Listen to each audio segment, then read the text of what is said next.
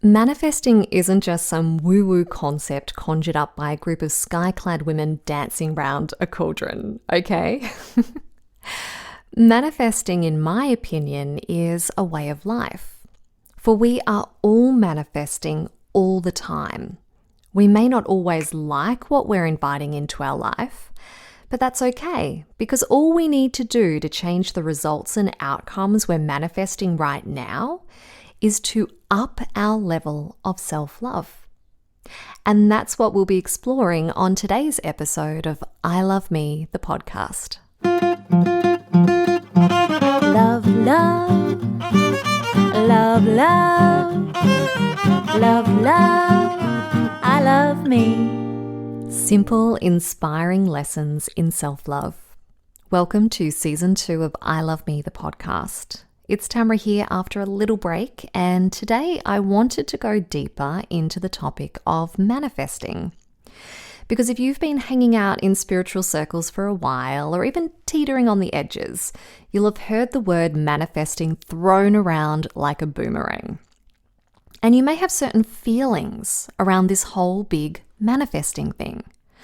I know when my husband hears me or his mum say that we're manifesting something, I can feel his metaphorical eye roll.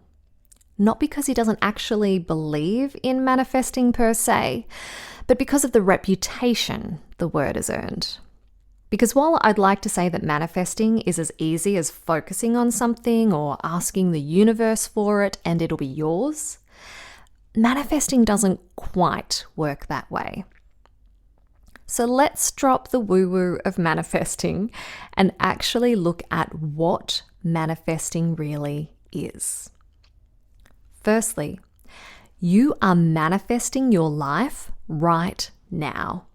You may not be consciously aware that you're manifesting your current experiences, but that's what's happening.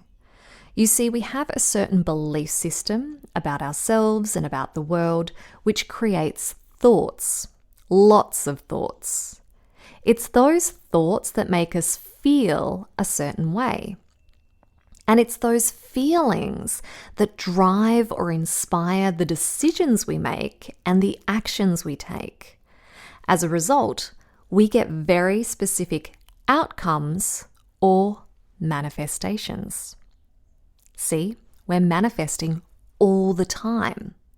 Every thought, every feeling, every emotion, every action, every decision we make, it's all adding up and manifesting our life as it is right now. That's how manifesting works. It's not some list we offer to the manifesting Santa and expect to be delivered without any effort or input on our behalf. We need to actually clean out the sooty chimney so our proverbial Santa can drop off our wish list.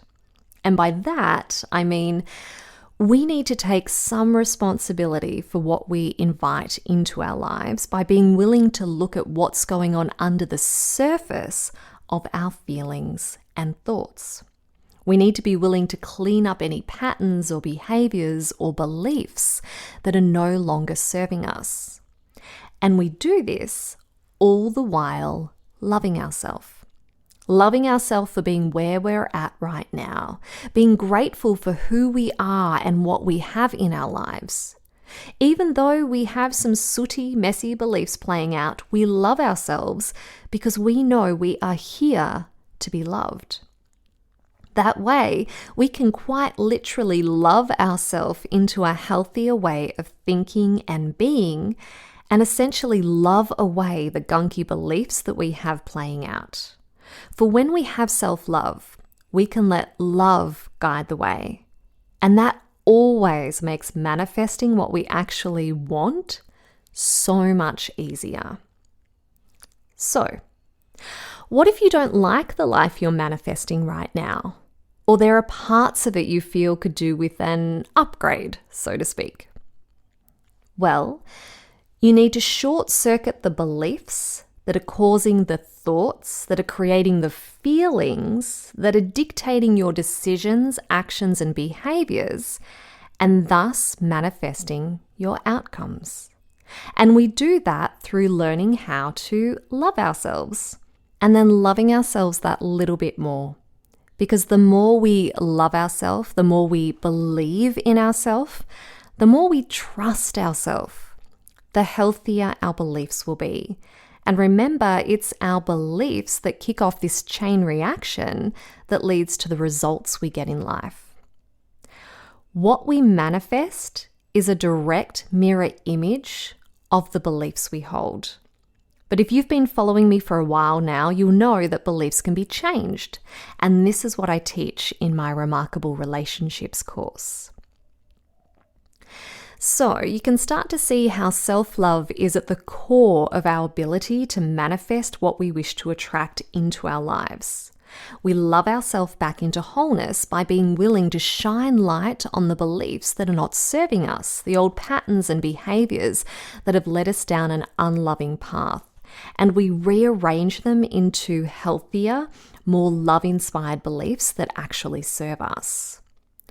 When we have love-inspired beliefs, manifesting is easy.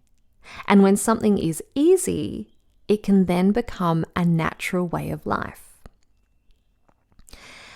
Now, in order to be able to manifest well, and when I say well, I mean manifest the things you actually want in your life, the things that will serve you, the things that are in your highest good.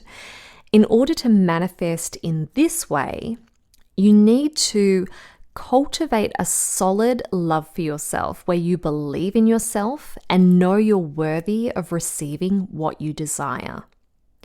It's that self-belief and that feeling of being worthy and deserving that act like a magnet when it comes to manifesting. This is why I believe self-love really is the key that opens the door to manifesting. Because someone who loves themselves or is taking steps to deepen that love for themselves, they have a certain energy about them. And it's that energy, that high vibe frequency that attracts things in. This happens with my clients all the time. They clear some beliefs, they start to feel better about themselves, and then people they know start to comment on how good they're looking. My clients haven't changed anything about their physical appearance. What they did change was their energy. That's what these onlookers are picking up on, the energy of my clients.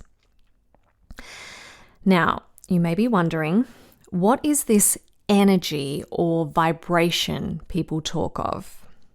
Well, it's not something most people can see with their physical eyes. It's a felt sense, a feeling, if you like, a vibe that someone's giving off. I'm sure you've had an experience where you meet someone and you just got this off feeling from them. That's a sign of a low vibration. Or you might meet someone who you just can't wait to see again because they have this energy about them that's so magnetic, that feels really good. Someone's vibe or energy is a result of the beliefs, thoughts, and feelings they have. Let's dive into this a little deeper so you can experience it more for yourself. Think of something that's causing you a lot of stress or worry right now. Maybe it's money or your health. Or maybe think of a time when someone got really angry at you, something that feels icky. Think of that thing now, and then imagine you're turning up that thing the way you would turn up the volume on your television set. So go on, give it a go, close your eyes, picture this thing that doesn't feel good and turn it right up. If it's something that's stressing you out, it probably doesn't feel that good, right? You may feel contracted, tense, on edge. This is what we would call a low vibe energy. You're now vibrating at a different level from when you first turned on this podcast. And it's this vibration of our energy body that directly impacts our physical body and thus our health. But that's a topic for another episode. So, If you're walking around stressed and worried all the time, then you're putting out a certain energy that is affecting the cells in your body, but is also magnetic in that it attracts in more of what you're being. Low vibe energy states of stress, worry, fear, anger, shame. These are the kinds of energies that manifest low vibe outcomes and circumstances. Hence, this kind of energy, not great for manifesting your dream life. Now, this doesn't mean you should bury your feelings, try to squash them down, or block them out for fear that you'll mess up your manifesting mojo. Suppressing emotions isn't healthy. Please don't do that. Instead, if you notice that you're holding on to some low vibe feelings, know that's part of being a human, and you simply need to take some time to work through them. If you go back to episode 14, Fall in Love with Feeling Yourself, I give you some tips on how to feel your feelings so that you can release them. Because once you've worked through your feelings, they'll dissolve so that they no longer drag down your manifesting abilities. Okay, now you know what low energy, low vibration feels like. Now let's take a look at high energy, positive vibration, the type that works a charm in the realm of manifesting your dream life. Let's have an experience of what that kind of energy feels like. Take a moment now to think of something good in your life, something that makes you feel really happy and delicious inside. Maybe it's an area of your life that's working really well right now, or maybe it's when your child tells you they love you, or perhaps it's when you think of a sunset. Anything that brings a smile to your face, connect with that thing now. Let it light you up. Again, turning up the volume of that feeling of joy or happiness or contentment. And let that feeling flood your entire being. If you were able to get into that positive vibe just then, that's the kind of high vibe energy or vibration that we want to be living at more regularly so we can manifest with ease.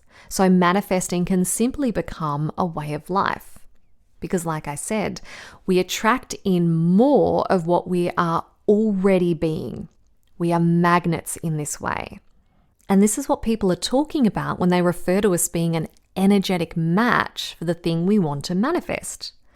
We become this energetic match because we are already feeling the way we would feel if we already had the thing or the things that we wish to manifest.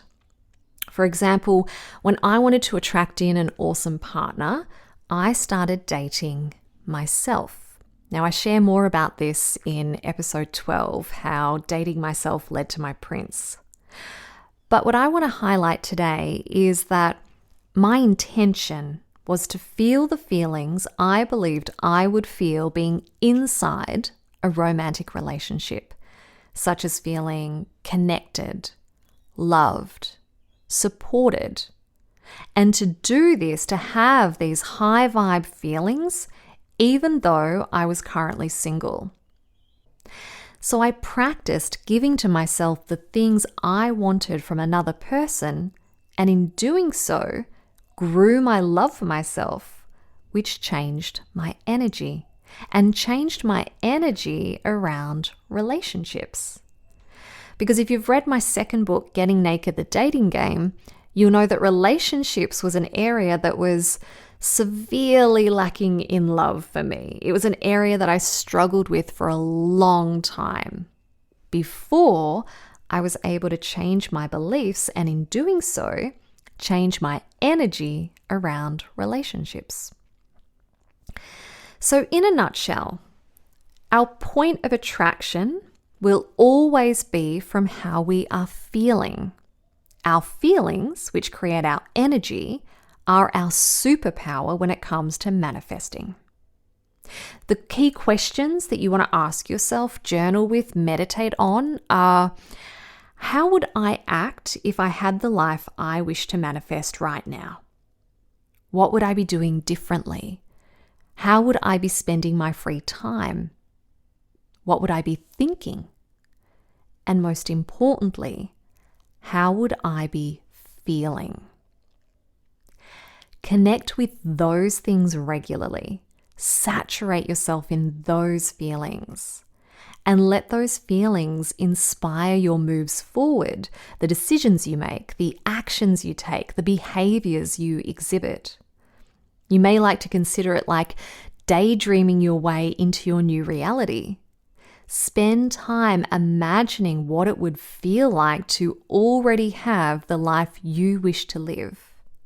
And then take the necessary actions so you can start living that way now. For me, manifesting is like a course in self-love. We decide we want something, whatever it is, and then we start imagining we already have it. At some point, doubts and fears come in, disbelief that we can actually have what we want. These negative thinking patterns are feedback, letting us know where we need to do some inner healing work, where our self-love is in need of repair, what beliefs, stories, and ideas we've told ourselves that are dragging down our love for ourselves. This is why in the Remarkable Relationships course, we set a very specific goal in session 1. Each participant gets clear on what they want to manifest, and then as that person connects with their goal, they start to see all the stories and limiting beliefs and fears that need to be cleaned up so they can, firstly, have the goal they set, but secondly, cultivate a deeper love for themselves. Because once we start to do the manifesting work, it becomes blatantly clear where our self-belief and self-worth are sitting, how deserving we feel, how worthy we feel, how much we trust our inner abundance. So the manifesting journey is really the journey of self-love.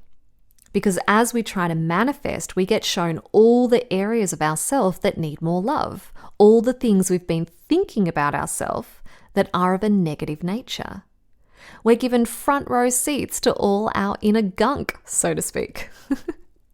Once we have this kind of awareness, then we can heal the negative thinking patterns, which helps build our self-love, and in doing so, it makes it easier for us to manifest what we want.